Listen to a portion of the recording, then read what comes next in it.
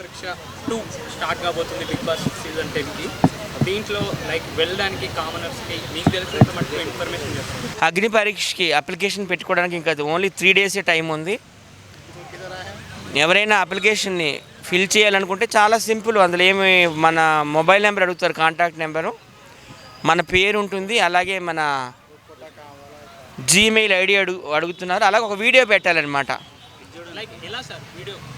Videos ఏమైనా ఉంటాయి కదా మనం ఆల్రెడీ సేవ్ చేసుకొని, ఏదైనా ఒక వీడియో పంపించాలి.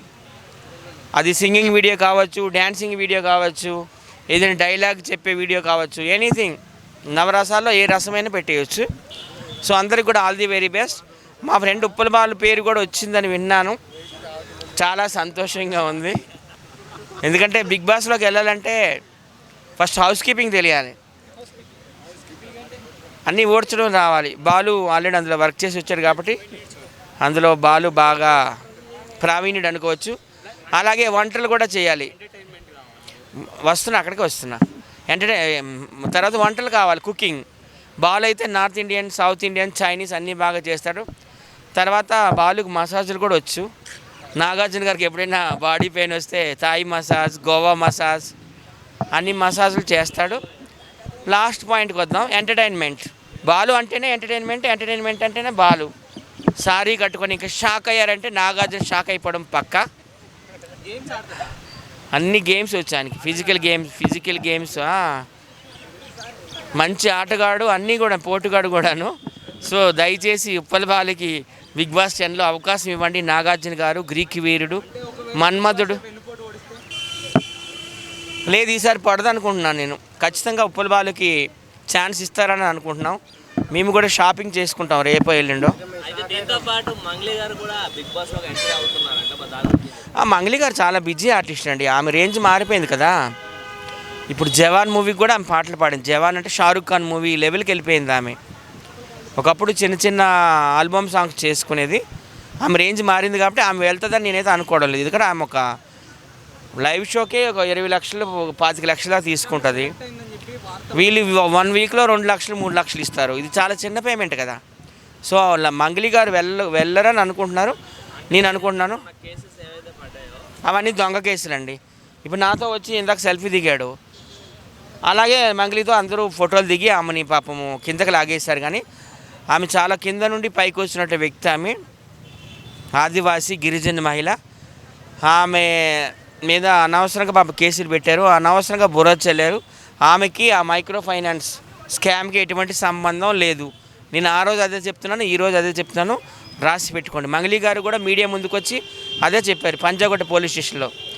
అసలు మైక్రో ఫైనాన్స్ అనే వర్డే ఫస్ట్ టైం వింటున్నాను. వాళ్ళు ఏదో మీ ఫ్యాన్స్ అని నా దగ్గరకు వచ్చి ఫోటోలు దిగి ఇంటికి తీసుకెళ్ళి భోజనాలు పెట్టారు. మా గిరిజన కులస్తులని నేను వెళ్ళాను, అంతకుమించి వాళ్ళకి మాకు ఎటువంటి సంబంధం లేదని చెప్పింది. ఓకే,